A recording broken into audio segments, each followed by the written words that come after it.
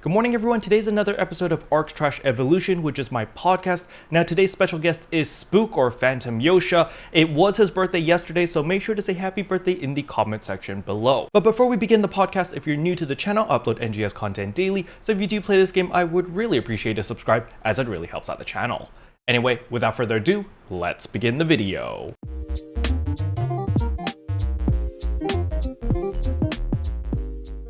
Good morning, everyone. Today is another episode of Arks Trash Evolution. Today I have special guest Spook with me. Spook, could you introduce yourself? Hi, I'm Spook, also known as Phantom Yosha. I play on ship 4 most of the time, but I love playing there. You'll see me mostly just doing random events and all that stuff. So today's topic is going to be about the NGS headline mainly. However, we will also talk about the May content as well as future content, or at least our predictions for the future content. So, Spook, where would you like to start? Let's talk about creative spaces. Sounds good. So, what about creative spaces? After seeing the NGS headline, what's got you excited? So before we even saw this video, we saw the tidbits from the previous headlines, and I was most excited for wondering if we can build our own mazes and, basically player-created content. So we can have a huge hub system of just, nightclubs, mazes, puzzles, maybe battles or farms, stuff like that. That's what got me most excited. The thing that got me, I won't say it's excitement, it was kind of like a surprise at least, was I didn't think the creative spaces would be so in-depth. When I first saw the creative spaces 2 months ago, 3 months ago, the little trailers they showed, it kind of reminded me of just like regular Minecraft. It was like, oh yeah, you can place furniture here, you can change elevation, etc, etc. I wasn't expecting the level of customization which they showed in this NGS headline, where it's like, oh, you can make this item interact with another item, and you can choose what the interaction is. By, for example, if you attack, that's how you open the door, or that's how you make the elevator go up. And that was kind of unexpected to me. Was that something that you knew about, or something that surprised you as well? It was beyond what I originally thought. I thought this was just going to be a simple, build, basically shape up your building. You can diagonal it or whatever, make it look however you want. I wasn't expecting all this functionality to make essentially make your own trainee or a race. They showcased everything. It was insane. I was blown away. The main thing that I liked about the creative spaces after seeing how in-depth the system is two things. The first thing was how user-friendly it looked. It didn't look overly complicated. I'm a boomer, so certain things such as Minecraft, when redstone was introduced in Minecraft, I was like, oh my god, this is so complicated. I would have to look up YouTube tutorials to know how to make an automated farm or something. But with creative spaces, the way that it's laid out, it seems to be very user-friendly, and even if the players decide to go and make something super sophisticated, you can just sell the blueprint and just everything's completed. So let's say that someone makes a training for a weapon action, someone who wants to practice their Slayer gameplay or their Braver gameplay or whatever and get really good at counters, and someone creates a training program for that. They can just package that into a nice into a blueprint, sell that on the market, players buy it, and boom, now they have that in their alliance quarters. So it's like, oh, you want to train for weapon actions, you want to train for perfect just attacks or whatever, you've got the opportunity to do that. And the second point was creative spaces is now going to allow players to create content for the game. Because the thing that we've always had an issue with for the past 2 years is we're at the mercy of Sega for content. And it's been, it's really shown that, hey, the player base is getting hurt by this because Sega releases content at their own pace, which is awfully slow. And a lot of players, myself included, we burn through the content extremely quickly. And you're just sitting there twiddling your thumbs going okay, what's next? And there was no way to kind of find content for ourselves or express our own playstyle. And with creative spaces, I think that is going to be possible now. Well, since you mentioned training modes, I didn't realize, since we don't actually have a way to train without having to maybe go to a trainee and do it the jank way, I'm very curious if we can do that within the creative spaces. I don't know if it'll allow us to use our weapons there or whatever, But what I paid attention to was I went frame by frame through the headline when I saw the menu for the entire, when they're setting up the triggers and all that stuff to, if it's going to be clear or success and stuff like that. I'm curious of the limits of how much you can put. Like, I saw that you could put maybe 200 lampposts and on one of the item descriptions, but the other things never had shown a limit. So I'm very curious on what the limit is you can place. Like, how big the island can exactly be. Can you expand the land, since you can edit the full, the grass, the dirt, and so on? What can you do? Because if we know the limits, if there is no limit, then someone can build some crazy ass multi-towered system of whatever they want. It could be a lion's home, it could be a maze, whatever the heck it is. It could be even like an Ironclad tower if they allow that combat thing, but we don't know yet. That's what I wish I had more information on. They showed a huge chunk of creative spaces, but I don't think it was enough. They didn't show enough. I mean, yeah, I do agree. We could always do with more B-roll or more information. However, I'm pretty sure they withheld that information on purpose. But from what we've seen, I'm pretty sure from the Alliance quarters itself, it's pretty big. You have a lot of space to work with. And as for verticality, it seems like, 3 or 4 story buildings are probably possible. But back to the point that I made earlier about weapon action and, you saying you probably can't bring your weapons in. That I'm pretty sure you can't. So when you go into like a personal quarters or a creative space, I'm pretty sure that you don't get to bring your gear in. And it's kind of like when you go into challenge mode in the base game. You just kind of have your character with their outfit and that's it. But what you can do with creative spaces is you can train, you can create certain training programs. Like in the base game, we had the little training doll where it would tell you to push attack now before it hits you to measure your reaction time.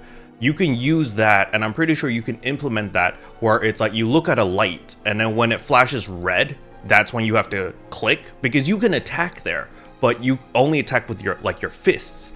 But let's say that you're standing on a pad, you can design it to the point where it's like, okay, when it's a green light, you don't attack. When it's a red light, you do attack. And then when it flashes, and then when you attack, it notes down, and it just tells you your reaction time for how fast it took you to click that button. And that was one of the mini games that we had in personal quarters in the base game. Then you can always bring in all the other mini games as well. One of my favorites was actually the Rappy Races, where you have to press the use key or the E key at a specific moment in order to make your Rappy move forward. And that you have the ability, you have the kit to make all of these little mini games in creative spaces. So I definitely see this as a very useful thing that could elevate people's gameplay. Let's say that, I don't know how to play Bouncer, or I don't know the timing of Bouncer. And then there could be a Bouncer main that creates a training program where it's like, oh, this is how you're going to learn how to play Bouncer. And you're going to learn all the muscle memory so that when you go back to play the normal game, you're going to be like, oh, I remember all of this. So I think creative spaces, for me personally, is more of a training ground. I'm going to be using it as a training ground. I'm going to be using it as of course for photo rooms and all of that stuff. But I wasn't expecting that level of customization, I guess. And that is only just the foundation of it. This is just a foundation. Imagine what could possibly they can implement, like what type of new items to add that can have different type of functions. Something, for example, this is just speculation, but let's say we had some crazy Sonic Frontiers collab or something like that, all right? And they gave us what are those rails where you can just slide on your feet, something like that. And you could just make this crazy theme park of just sliding around or something like that. So I mean, the possibilities with this could be almost endless. They could just keep creating functions, because in base PSF there's a lot of items that let you do these cool little mini games for your personal quarters, make cool disco rooms. There's some items that have functions. Even a personal shop box, we call it jukebox. I don't know how that's going to work. It's probably going to be, you can set the music for a different spot. We'll see. But this has a huge amount of potential in the future. which keeps me excited. That's what I'm excited to see, what this has in store besides what we're getting in June. After you said that, I just immediately thought of two things. I think players are going to be able to make they're going to be able to make DDR. I'm pretty sure DDR is going to be available in the game. Like, it's possible. Didn't think of that. No, it's probably possible right now. Right? Yeah. And then on top of that, Tetris. I think they can also make Tetris. Okay. It just blows my mind that instead of like, I don't know if you play a lot of Tetris, but I do. And then most of the time, in order to play Tetris, we have to go on a website to play with friends where you like battle each other in Tetris. But I'm pretty sure you can program it in Creative Spaces. You can create a Tetris game where you could basically copy the blueprint and paste it together next to each other. So you and your friends could be able to play Tetris together. And so what would happen, or how it would function, right, would be there would be buttons on the floor. So you move your character to the buttons, and then you you attack, I guess, in order to like change the shape, move up, down, stuff like that. And then with DDR, it's the exact same thing. It's just you just walk to the button on the floor, and that will represent if you're pushing up, down, left, right. That makes a lot of sense.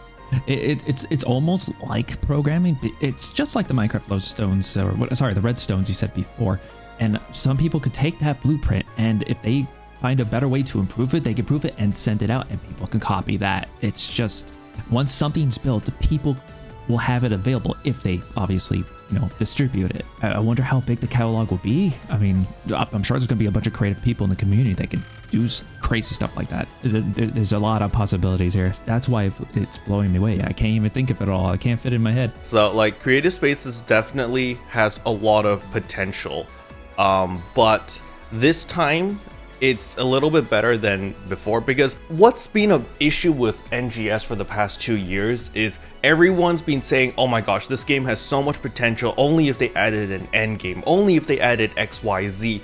But this time, the ball's kind of thrown into our hands with Creative Spaces. Sega's kind of like, here, we're giving you a sandbox where you can do all of these different functions, you can create all of these different things, and essentially saying, listen, we need time before we can make a proper end game. So let this sandbox kind of sate your thirst for new content for now, and they're giving us the keys to make whatever the hell we want. And that's personally how I see Creative Spaces.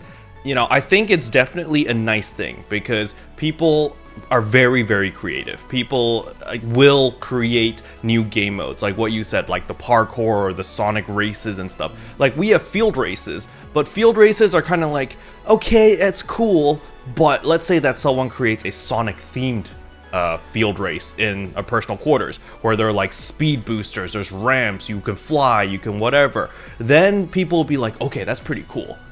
People are going to be more invested in workshop stuff.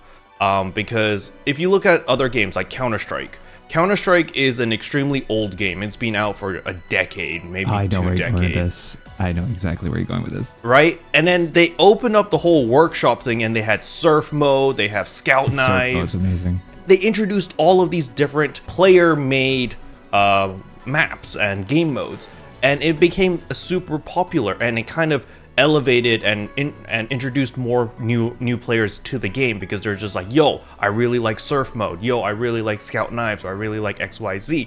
And I think NGS is going to be the same way. They're giving us the tools to make our own game modes, and then if there's one that really picks up and everyone really enjoys, they might implement it into their official lineup later down the line.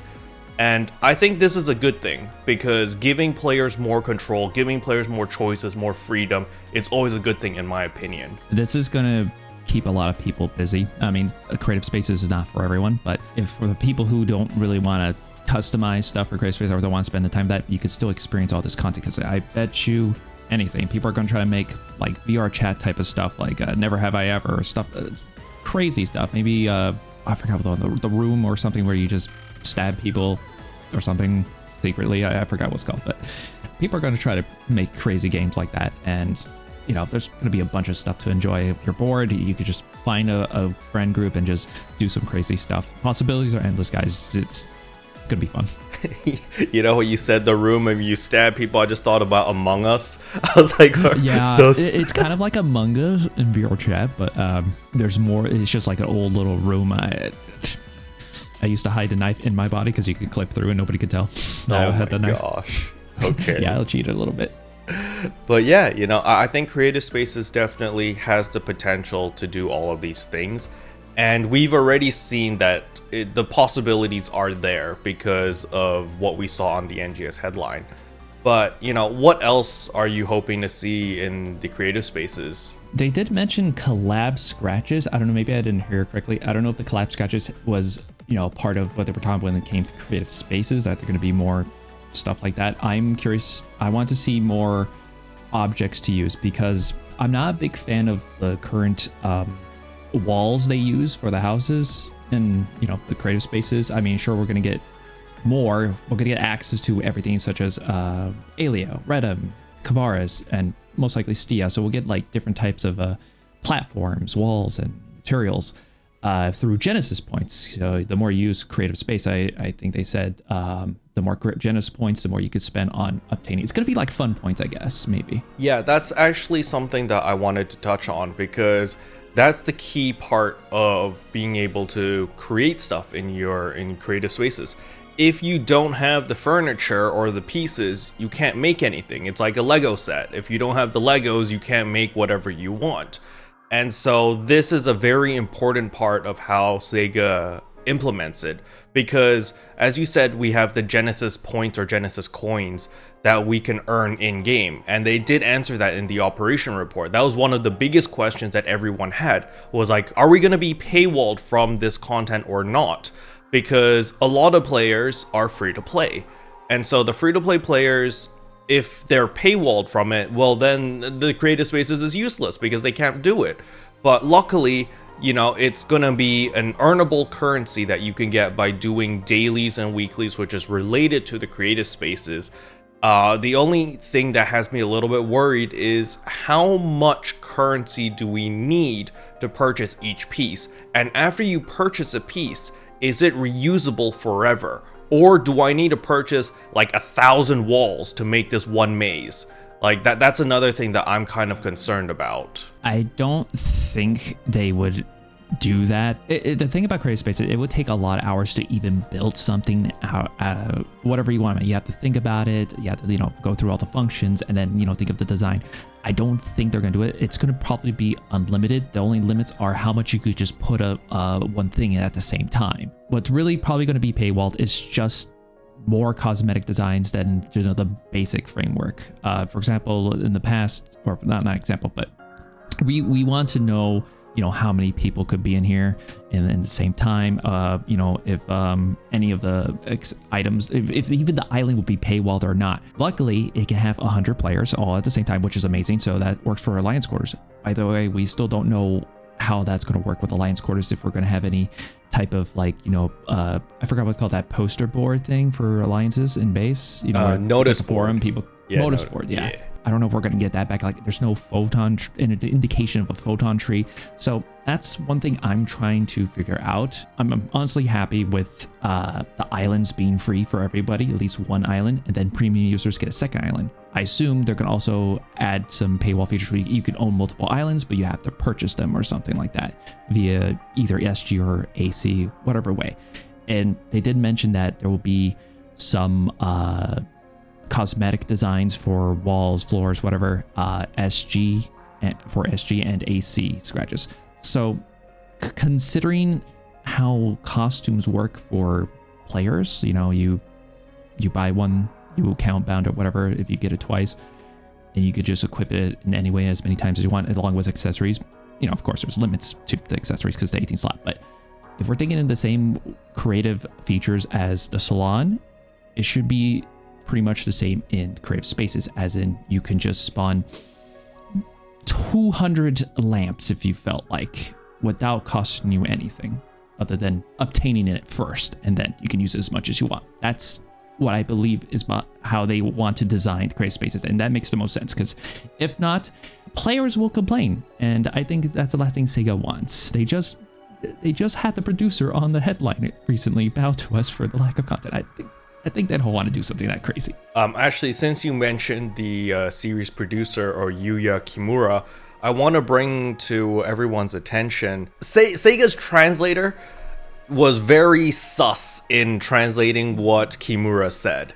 So in the video or in the NGS headline, there's a specific part where they're like, oh yeah, we've completed our original roadmap of NGS, from what we initially started, chapter all the way till chapter 5. From Alio till chapter 5, this was their original game plan, and they've completed it.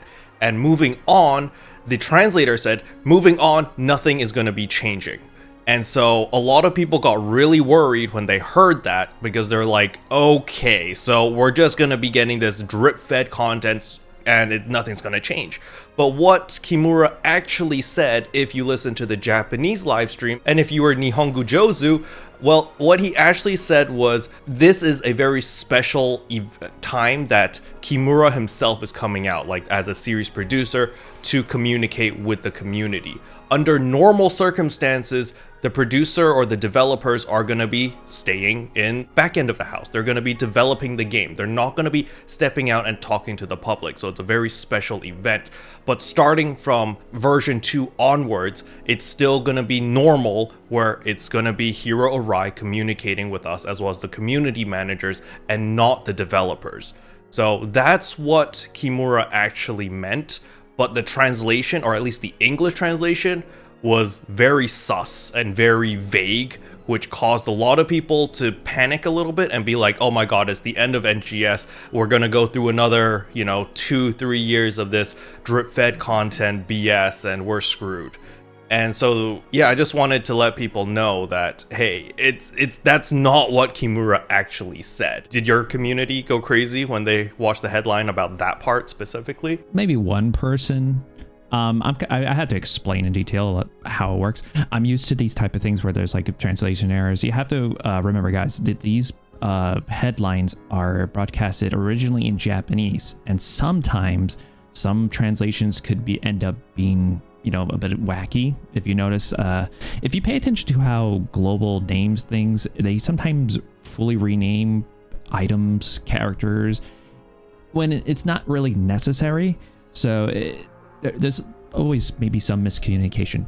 But from what I got the impression, at least like what was it, the translator or the voiceover, sorry, the dub, you noticed the tone was very different for when he was voicing over the series producer. It was a more apologetic and a lot more serious tone. So they wanted to get that tone right. It felt like this was more of an apology for all the the issues, because they were inexperienced with this type of thing. They're moving from a game that's kind of like a Monster Hunter style thing, a base, you go out and kill enemies in a small map, into open world. They're not very experienced in that, and there's some trial error trying to connect, having a game on top of another game to transfer accessories and stuff, and it's a huge mess. And I think that's one of the craziest things I ever seen in an MMORPG period. I don't think any MMO has ever done what PSO has done. It's insane. There is no game like this.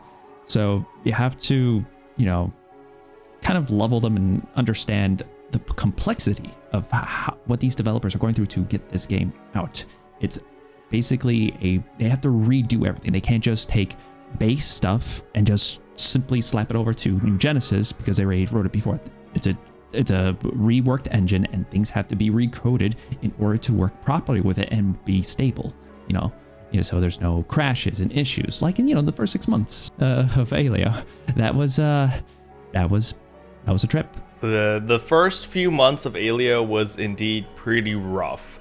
So like, for those who've never played NGS when it first released, you guys really have it lucky. Like, before, our end game content was legit just sit there, stare at the sky, and hope that a storm happens so that we can kill a Gigantix.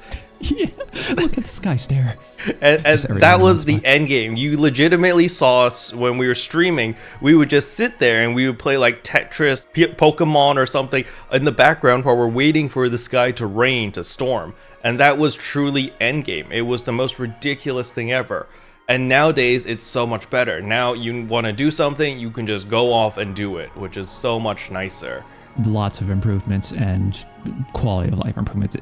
It's come a long way. This game is much better than what it was in the beginning. So speaking about improvements and content, I want to touch on the May content that we currently have available right now. So today is the 27th for me at least, and that is the second day right after the LTQ update. So I know, Spook, you've been running the new LTQ 24-man boss rush content for quite a while. What are your thoughts on it? First impressions, it's okay. You're basically fighting 2 Vera bosses as elite monsters back to back. It's enjoyable because you're doing with 24 people and beating up, stunning them down. Who doesn't like beating the shit out of an enemy for no good reason? But the rewards are pretty nice. Drop rates for the scratch tickets could be a little better. But overall, it's okay. It's better than the truck LTQ, I'll give you that. I personally prefer boss rush content like this. However, I do wish it was a little bit more longer, I guess, or maybe more bosses or something. But I do understand why they're hitting this sweet spot, because it seems like people prefer to have shorter quests but more repetition, at least from my personal experience, from my when asking my audience. A lot of players prefer to have like dual quest type of length, where it's like, okay, it's extremely high intensity but it's only like 5 minutes, and then after 5 minutes, boom, your run is done, you cash out, you get all of your rewards, and then you can just do it again, or you can just take a break whenever. And it seems like 5 minutes is the golden number that Sega has kind of decided to be like, yes, this is the attention span for most players for high intensity content. Because if you look at all of the LTQs, it's kind of been 5 minutes all the time. If you remember back in the, I think it was the spring 2023, like you can farm a bunch of scratch tickets there, but that was also 5 minutes. Thinking about it, at least in this the perspective of a dev, if we added more bosses to one LTQ, it would essentially be just like a purple battle dia at that point. And people will say, oh no, this is just a purple battle dia, just repainted with Vera bosses. And like, well, I think it's better this way. We're gonna have a new one next week, which is the red bosses, and I don't know if they're gonna do based on what I saw through the roadmap, I don't think there's gonna be a Kavaris or a Stia version. I could be mistaken, maybe they'll just surprise us, but so far it's just Alien Red, I'm pretty sure. What I was thinking was, we had an urgent quest back in the base game. I think it was like called Christmas Suppression or something. And it was just like a frozen wasteland, but it was legitimately a circle or a square. And it was just a bunch of bosses, and you would go in with 12 players, and then you would just wrap around in a giant circle. I forgot what the timer was. Maybe it was also 5 minutes, or maybe it was 10 minutes. But it was like you wanted to kill as many bosses as you could within the time frame, because it affected the loot that you got. So the more bosses you killed, the more loot, or the more better loot you would get. I don't know. I just really enjoyed that content, because there was no strategy or roadmap or anything that was like, oh, you have to do this or you have to play it this specific way. It was like, here, you're all going to spawn here. The map is a big giant square, and you can approach it however you want. You want to do it clockwise, counterclockwise, anything, up to you. And you just kind of went on your merry way, and you just killed bosses. I really enjoyed that type of boss rush. So when they released this in NGS, I was kind of excited. And the implementation of just having 2 bosses is fun, because the duration is short, high intensity, lots of people whacking on the boss, big numbers. It's very enjoyable to play and to see. But I would like to see a little bit more. I would like to see something where it's like a combo system, where like after you finish one run, there should be like a retry button or like a continue button. And the more runs you do consecutively, the better the loot you get, or the more rewards you get, or something like that. I would like to see that. And that was in base already? The consecutive thing wasn't in base, but okay. It's something that I would like to see, because people are requeuing right after anyway, right? So wouldn't it be nice if they just built that into the system, where it's like, okay, you just finished this run, Do you want to continue again with the same 24 players, or like, you know, just have an option for people who want to stay, just say retry, and they get thrown into another waiting room, and then the people who leave, you know, they just get auto-filled with other people. So it would be a lot more seamless, at least. That's what I would like to see. Because at the moment, even though it is very fun, the pacing, I guess, doesn't feel as smooth as it could be, because you're like, bang, 5 minutes, oh, then you go back into queue. And on certain ships, like on ship 4, I'm pretty sure after like a week or two, the queue for that piece of content is going to be a lot slower, which is going to kind of break the mood or break the pacing. Burnout, right? Exactly. And so I would like to see that option where it's just like retry, and there's like an incentive to keep running, because you get more loot or you get better loot the more runs you do in a row. What you're describing sounds a lot like Abyss mode or survival, which I think actually goes well with what you really want in content, because you mentioned earlier that, you know, some people don't have the attention span of doing, let's say, over 5 minutes.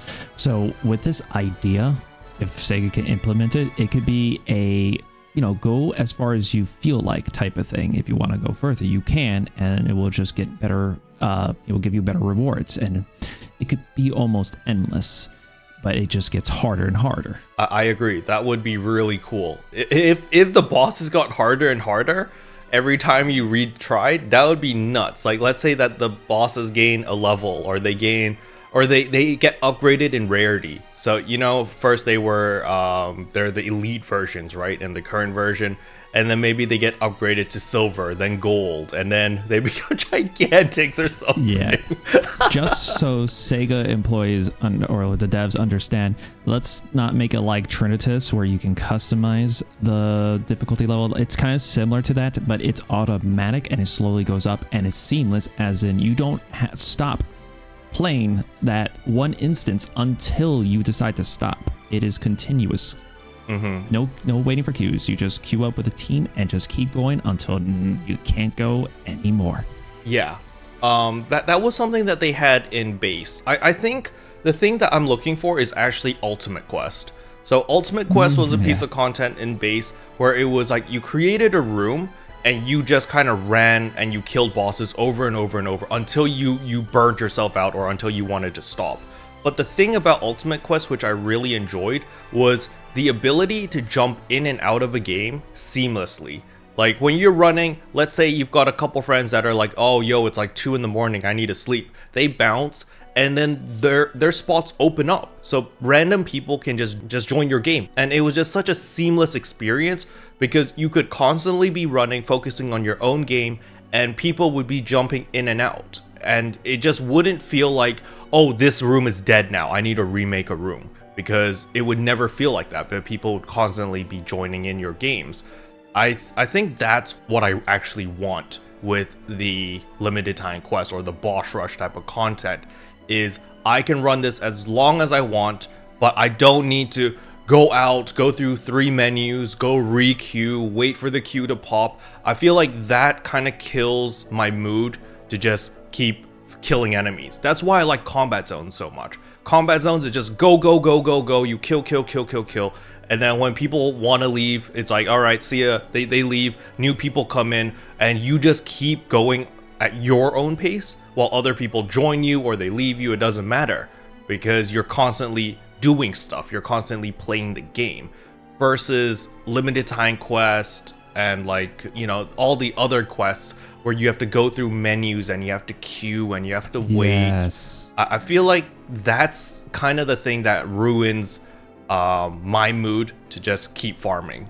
So it's kind of related at the same time. It's not, but nobody wants to go through menus. No one else wants to go through a nest of menus in order to get into the content. People will like it simple. That's why I have such an easier time playing other MMOs compared to this one. I always tend to get lost in the menus because it's really nested and stuff. To even just do maybe something simple like bring up a party beacon over my head, whatever you want to call it, recruit party members. Other MMOs, you notice that they have their menus on, like, you know, on the screen you can click and stuff like that. But this game, it's just all nested into one menu. You can't even click on the party on the left side to, you know, kick a party or view party members' information. Let's if you wanted to see their class, you know, you have to go through the nest of menus. So if you want your players to enjoy something, especially for like, you know, LTQ events and stuff, don't make them go through menus like, you know, the queue system or stuff. Make it as seamless as possible and with as very few clicks as possible. This also has to do with the add-on, what we call the add-on skills menu. They said they would improve it to make it easier. However, when I went through it, they only improved it a little bit where it's slightly faster. They could have easily done this, as in you roll for a skill, ask, would you like to continue re-roll again, or would you like to save this setting? You pick one of those, okay, re-roll again. You don't have to go through nested menus like it is right now. So things like that just needs to be simple and easy for the player so they can have a seamless, enjoyable experience. It should be like that for every aspect of the game. Instances, personal shop, everything. And I feel like if Sega can somehow rework their menu, it could make this entire experience amazing. But yeah, I kind of went on a tangent there. Sorry. No. I 100% agree. Like, speaking about the add-on skills, I want to go even a step further on that. I want to be able to just keep re-rolling until I hit a specific level, and I can set whatever level it is. So that, let's say that I've got like 300 class EX cubes. I could just keep rolling till I hit level 19 on whatever. And it would just burn through all the cubes instantaneously, and it's like, okay, I got it, cool. You know, that it would save me so much time. You know, one of my most viewed streams was legitimate just me sitting there when add-on skills was first introduced. I just sat there smashing the enter key and the escape key. And that was one of my most viewed streams because I called it endgame, true endgame. And people are just like, wow, this endgame, so interactive, much wow, whoa. And I was like, kill me now, please. Because oh my god. It was the most boring thing ever. I rolled through like 3,000 class EX cubes just smashing enter and escape until I got level 20 on like all the ones that I needed. And it was so boring. They just need to make that automated. It's like, all right, I've got 1,000 cubes, you know, just keep rolling till I get level 20. Like, I don't care about anything. I just care about level 20 on the max skill. Roll and just have it automated, boom, boom, boom, boom, boom, boom, boom, boom, boom, and done. Okay, I got it. Cool. You know, instead of me sitting there wasting hours of my time smashing the enter key.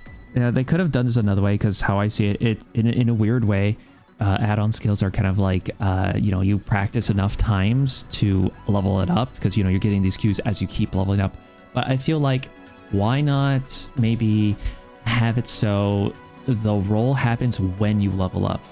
So every time you level up and go back to, let's say, the skill guy and said, oh, okay, so this is what you got from that level up. Or maybe it will say it during your level up, whatever. And then if you want to upgrade to that new level, you pay for that with, you know, like 5,000 Meseta or something like that. But they're not going to do something crazy like that. But it makes more sense to do that in an RPG aspect, you know, like as you keep over leveling your cap, you know, you increase your skills, kind of like a RuneScape when you're doing like the life skills type of stuff, or Final Fantasy. But, you know, this game it's its own thing. It does everything they do, it's just in a weird way. That definitely is a possibility. But I think the whole point of the add-on skill system is actually just a Meseta sync for the endgame players. Yeah. I mean, it kind of is, and it is an effective way, because players like yourself, you know, you want level 20 on everything, right? And so you're willing to dump 10 million, 20 million, whatever into it to try to get those. So, I mean, speaking about that, are you level 20 on everything yet? I am, except Slayer. I've been going at it for Slayer for a while and still level 19. But everything else is 20. Dang, that's crazy. I think I have like 3 or 4 level 20s, and that's it. Like, everything else is 19. And like, the silly thing is, like, the difference between level 19 and 20 is like 0.5%. And it's like, god dang it, man. It looks so nice when it's all 20 though. But I don't know if it's worth spending millions of Meseta for 0.5%, right? At least for me. I did it. Was not worth it, guys. Don't do it.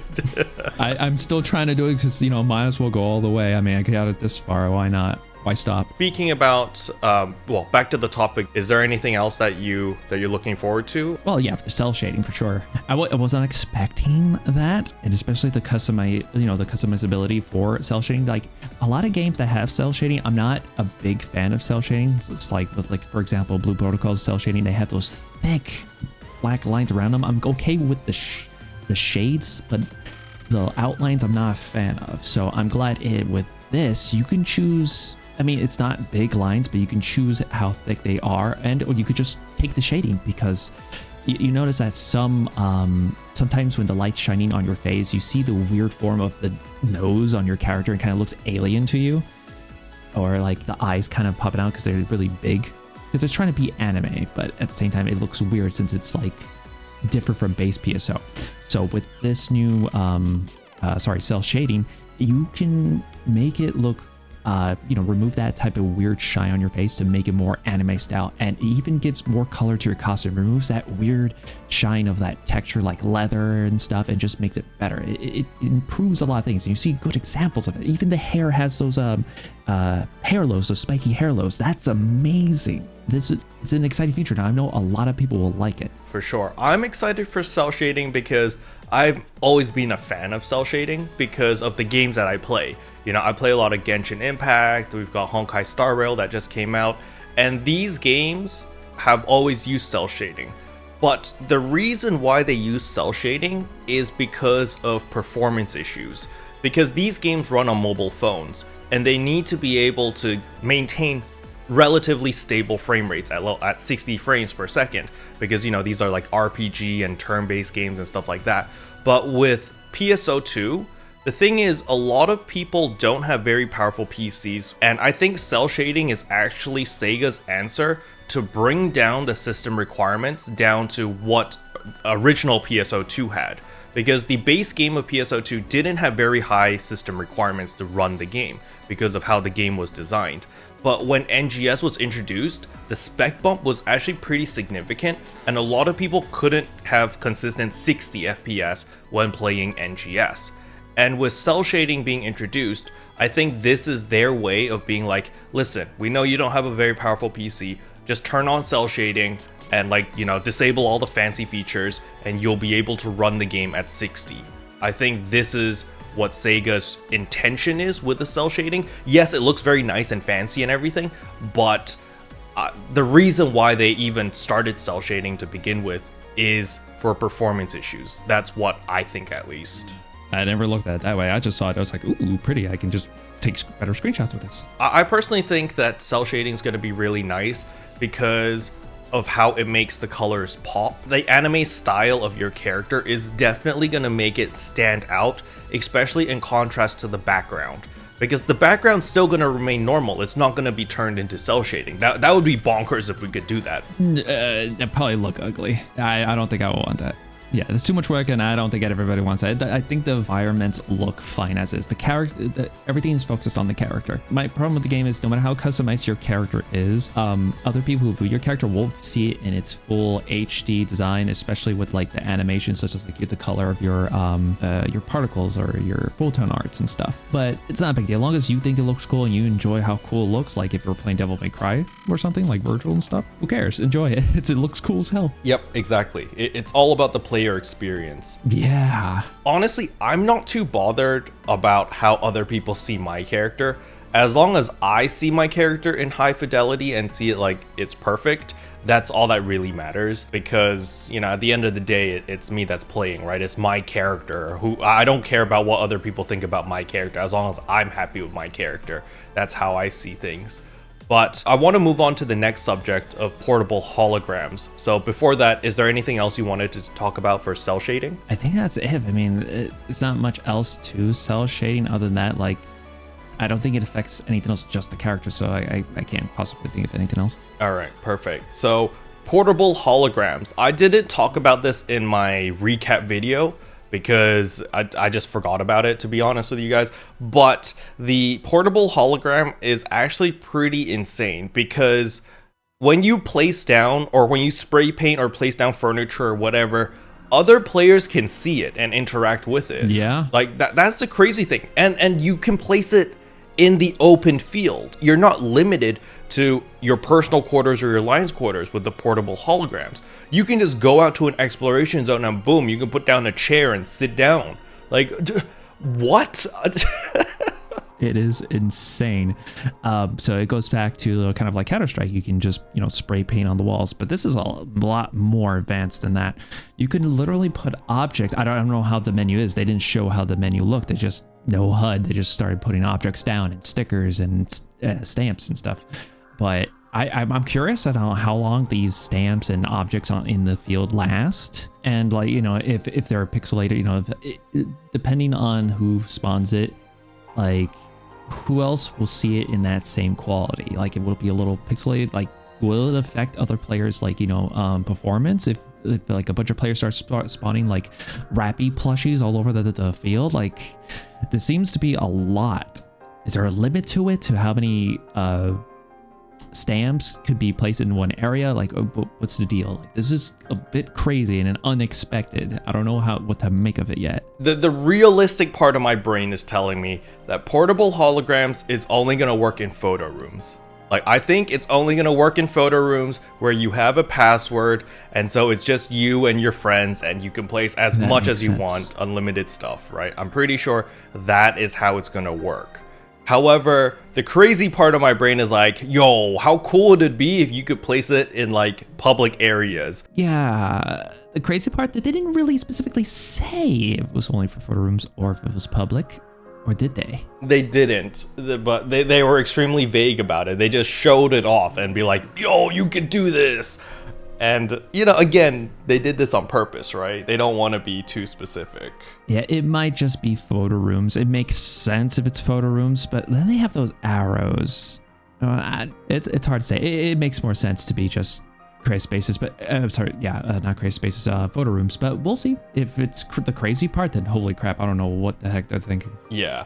But for me personally, the reason or the use case that I would use the arrows and all of that would be for content creation. So let's say that I wanted to show off like, okay, a beginner's guide. Oh, a lot of people don't know how to pick Braver, for example, because when you create a character for the very first time, you can't pick all of the new classes. Braver, Waker, Slayer, these classes are not available in character creation. You actually have to create your character as a hunter or whatever class you want, come out, and then go to the class trainer after you've unlocked it to change it. But on top of that, a lot of people don't realize that you can get a free weapon if you just do the class quest, but they don't know where the class trainers are. So in like a tutorial video, those arrows are going to be really useful and be like, hey guys, this is where you're going to go, this is what you're going to do, and you can make content be a lot more visually appealing by having all of these different spray paints and all of these different objects that you can place around the world. This is going to make a lot of content creators have more control of their content, so that's exciting. I wonder if someone's going to go for like some kind of like a drama series with their own characters. I haven't seen it yet. I've been looking into more and more different creators, and there's a lot of creators in the PSO2 space that do a lot of music videos.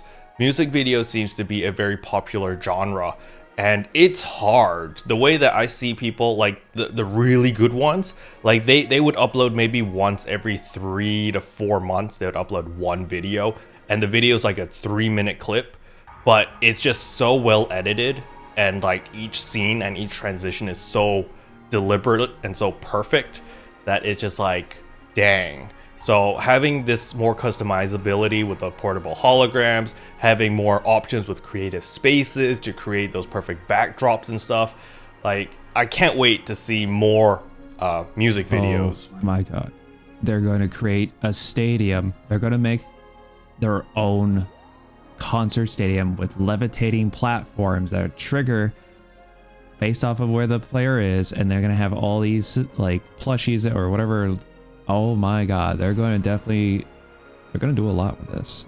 Yeah. Like, I didn't even think about that. Have you participated in any of the Miku concerts? I've participated in maybe 2 so far. Yeah, like I'm thinking that it's going to be that, but like higher production value now, because now they actually have control of their surroundings, right? You can create a stage, you can create lighting, you can create backdrops. And it's just that level of customizability is, I can't wait to see what people make. I can't wait to have some people call themselves, well, we're the mechanic. We'll build the system for you under the stadium. No problem. Yeah. Just pay us a few meseta. Dude, that would be cool. That would be so cool. It's like, you know, you have an idea but you don't know how to make it. And then people are like, yo, I can do that for you. Then it creates a market where people are like, yeah, you need a levitating thing that comes Holy up. shit. You know, you pay me 1,000, no, not 1,000, but like 1,000,000 meseta, and I'll make it for you. This is what I mean. Dude, so many possibilities. I can't even think of, like, this is just popped in. Like, what the hell? All right, so that's crazy. Take note of these ideas, guys. Like, go crazy. For sure. Actually, chat, let me know. Well, not chat, I guess. This is just viewers. Let me know in the comment section below if you're still watching. Like, you know, what would you like to see from creative spaces or from just portable holograms and stuff? Because I'm curious. You guys are the creative ones, honestly, compared to us dumb content creators. We're just kind of herp-a-derp-a-derp.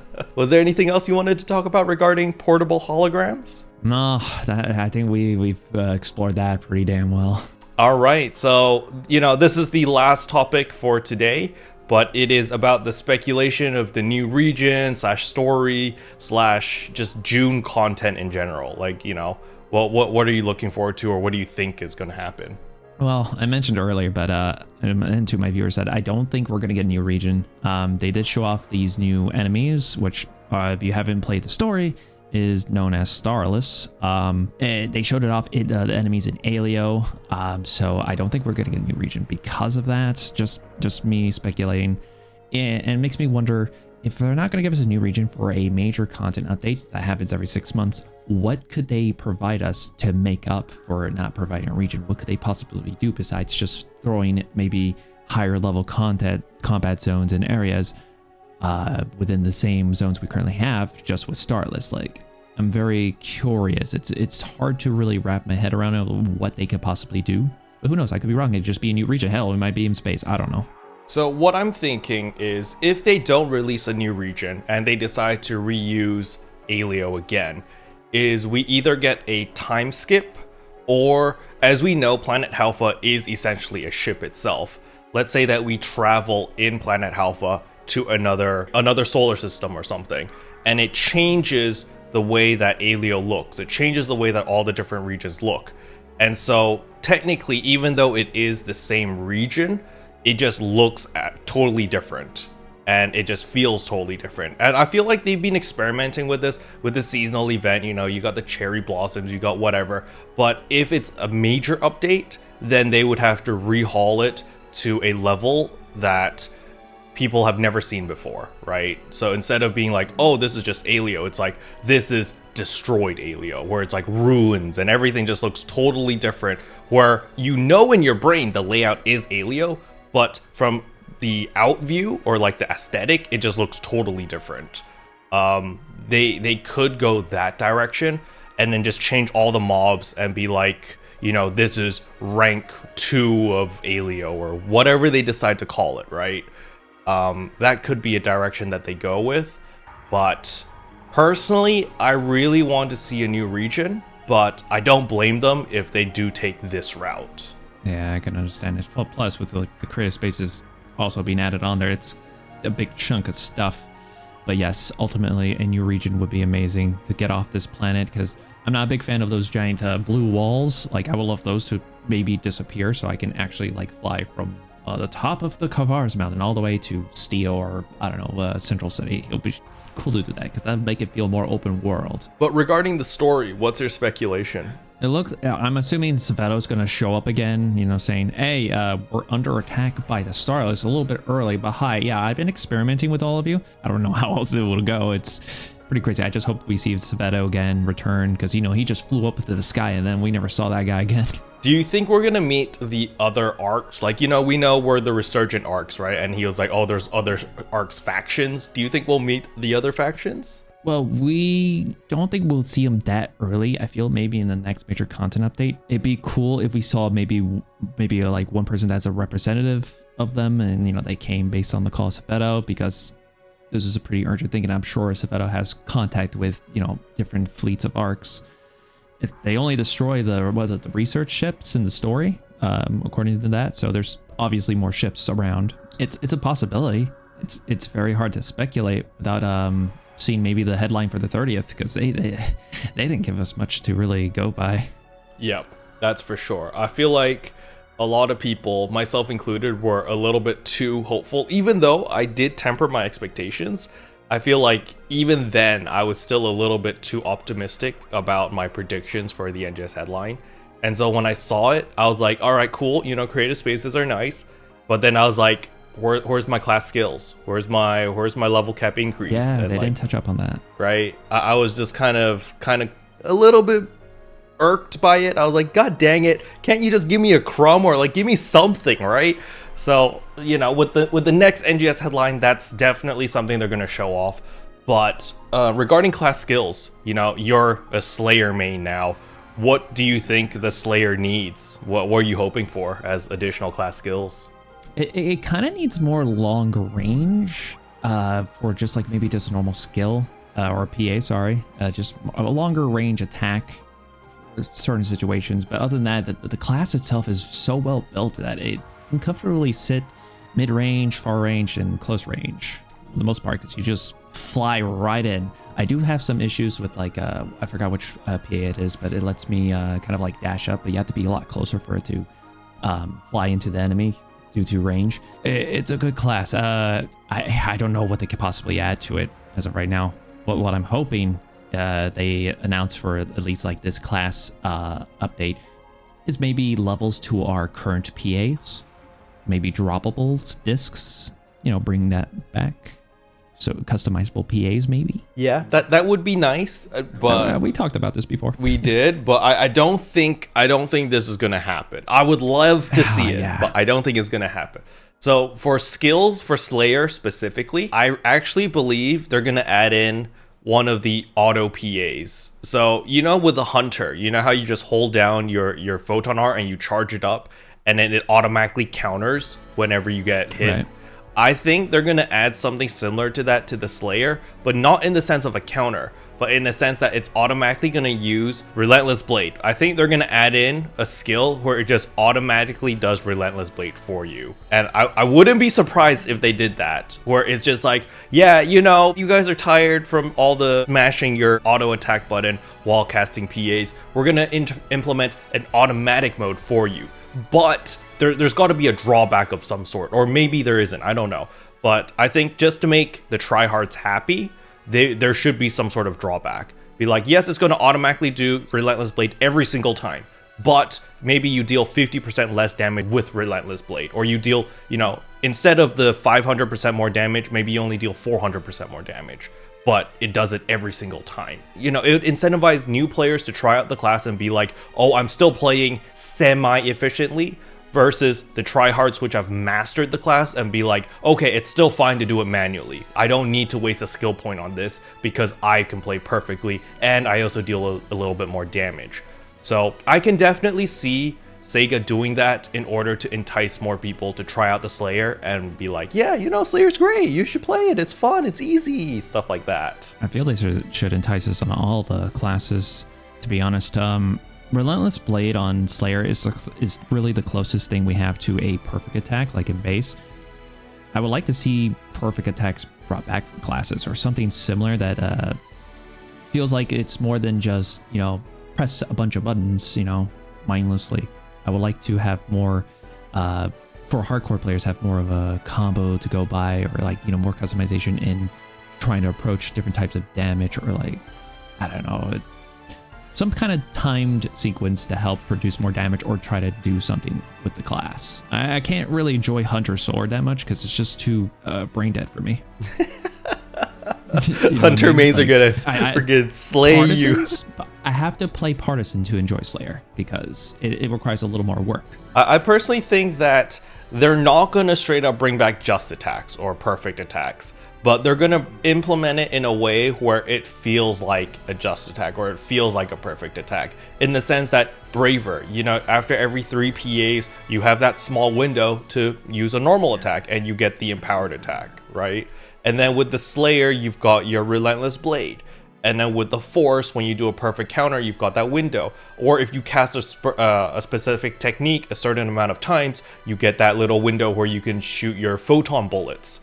So they're adding perfect attacks in one form or another to different classes, but it's not just going to be like, oh yeah, this is a perfect attack or this is a just attack, right? They're not just going to straight up implement it like that. They're going to do it in a very roundabout way, where it's like, oh, you can do this to deal more damage, but you don't have to do it. They're targeting the more casual players, which I understand because there's more casual players than hardcore players. Sure, we're the core, and like, you know, if we quit the game, you know, that's NGS is kind of screwed, but Sega's kind of trying to aim for more players. They're trying to get the general public, the casual players, to try their game, to play their game, and they're not focused on what we, the hardcore players, actually want, which is why a lot of people are, you know, always complaining about there's no end game, this sucks, what the hell. And that's because Sega's priority isn't content for us per se, because no matter what they do, we're gonna burn through that content so quickly. Like Dual Quest is some crazy difficult thing that I want to say 80%, maybe even 90% of the population isn't going to even bother. Most people saw that you had to build new armors and they're like, screw it, I'm not doing it. You know, it's not content for me. But the hardcore players are like, bro, we finished it on day one, or we finished it in the first week. What next? I'm bored, right? It's like, it doesn't matter what Sega throws at us, right? We're just going to burn through it in like a week at most. At least the LTQs that we have are going to give you guys the Defi augments, so it's a lot cheaper now to build the gear you need to fight Dual Quest, but we'll see how that works out. Yeah, I still think that people should just wait. Like literally in 2-3 weeks time, like the Defi capsules are all going to be 1,000 Meseta each. Like nobody's going to care about them because people who have done the Dual Quest have all finished Dual Quest. And once you're done with Dual Quest, those Defi capsules have zero value. There's no use for them. And so people are going to sell them for peanuts. And then that is when the casual player comes in and is like, all right, you know, fine, I'll give it a shot. And then what they're going to do is they're going to have maxed out armors and weapons with all 5 capsules being Defi capsules on every single piece. They're going to go into the Dual Quest and they're still going to struggle, but they're going to clear it maybe at 4 minutes, 50 seconds, whatever. Because I know specific classes, it's actually an absolute nightmare to do. So like there's a lot of classes out there that really struggle in Dual Quest. And so by having all of the Defi capsules on all of your gear, having that 20% crit chance, having that 100% floor potency, like it's gonna be beast mode. It's gonna be really, really fun in my personal opinion. And it's gonna give people a taste of like, this is how powerful you can get.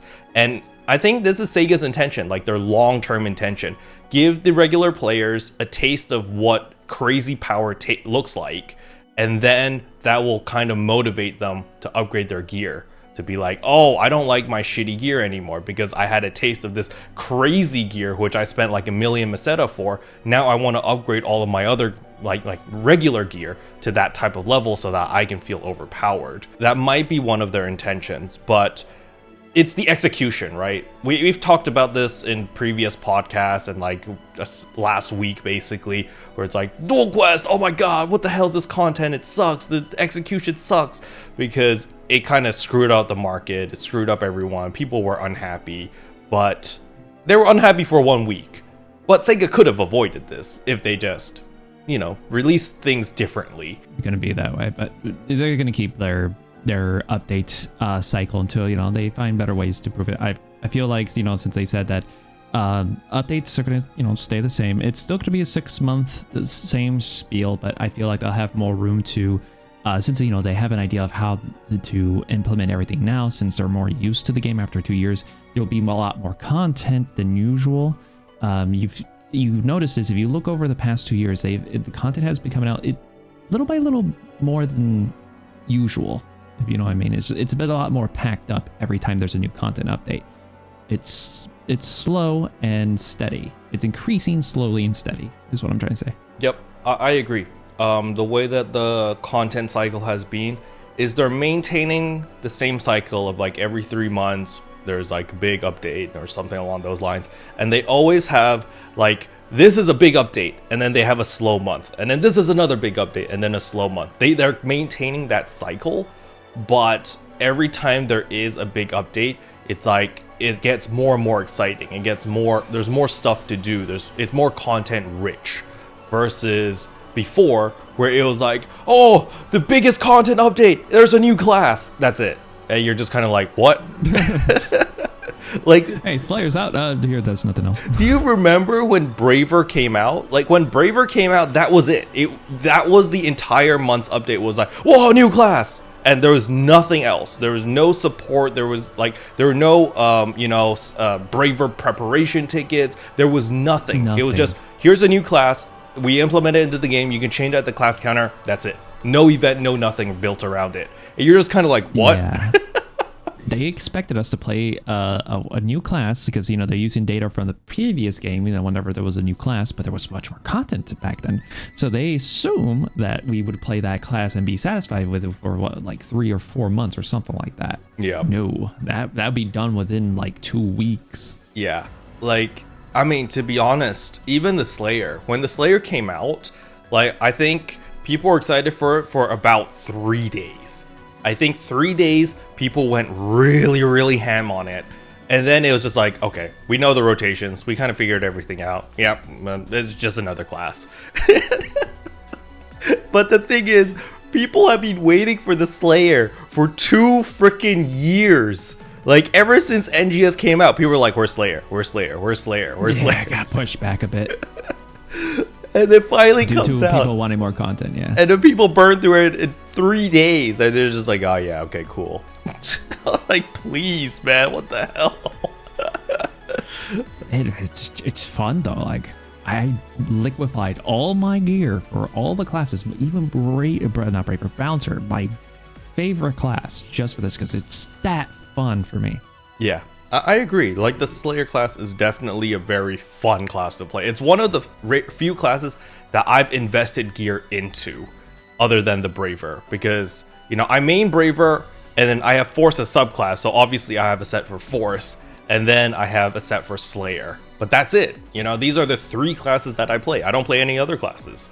And it's easy to transfer gear, because if you had that meme build you built last time, I remember, you could easily just use that with Slayer. Exactly. So it's very nice. Yeah, you got lucky there. I didn't. Yeah. Oh, right. You built technique, huh? So you had to. Yeah. Oof. All right. We are running out of time, so we need to wrap things up over here. Is there anything else that you wanted to touch upon before we end the podcast? Yes, operation report questions. Alrighty, so what about the operation report? So the big major thing, which I'm surprised they even touched on, because in the past, Q&A, it was always hit or miss about questions. It sometimes I felt like these questions were handpicked just to be filler, but it's the characters bulging by the waist when it comes to outerwear, jackets just gravitating away from your body, looking really weird, and especially on the male. Like, there's a main reason why I don't play male characters a lot. I would like to use a suit. However, when it comes to a male and their waist, if I shape the body in a certain way, the waist looks bony in a weird way. Like, the waist pops out like if he had extra bone sticking out. It just doesn't look right. Back when we got, Kai's, it's his suit, Kai from, I think episode 4, that black suit. Yeah, that, I wanted that when I first saw that in a preview. Then I put it on. Oh my god, this looks terrible. So this is why, most of the reason why I never use a main character, because the bulging. With female characters, you can kind of work around it a little bit, but it's still quite annoying. Especially if you make a thicker character. It's a lot more prominent. Like, if you make a taller character with thick thighs, it really, it really protrudes the waist area, which is a bit unfortunate. I've never really had this issue that much because of the way that I create my characters. My characters have always been on the shorter side anyway, and never been on the thick side per se. And so I personally haven't had that much of an issue. However, I have seen a lot, on Twitter and just seen other people's character designs where it's like, wow, the face is like a 10. But then you look at the belly and you're just like, what happened there, right? And it's just very unfortunate that the way that the system was built, or maybe I don't really know, because it's not the character model itself. Like if you just hide all their clothes and just look at the model, it looks fine. It's just the moment you put on a dress or you put on a suit or you put on something, it's just like the clothes just anti-gravity and they just bulge out and explode, and you're just like, why? Something was missed there. I feel like that wasn't properly Q&A'd, or like, you know, they just didn't have enough time to work on that. Who knows? But at least now they're finally addressing it. And even in the past I think it was the past headline, they also are going to address the personal shops, search. I mean, they're probably not going to fully address it. At least you can now use keywords to find things. That's also a blessing in disguise. Surprisingly, with this operation report, they covered a lot of things that people want to know. It was basically a lot of questions. Not a lot of questions, but everything I would want to know thus far. It covered most of my questions, which was amazing. Like item catalog page, why they removed it, and now they're bringing it back. That's awesome.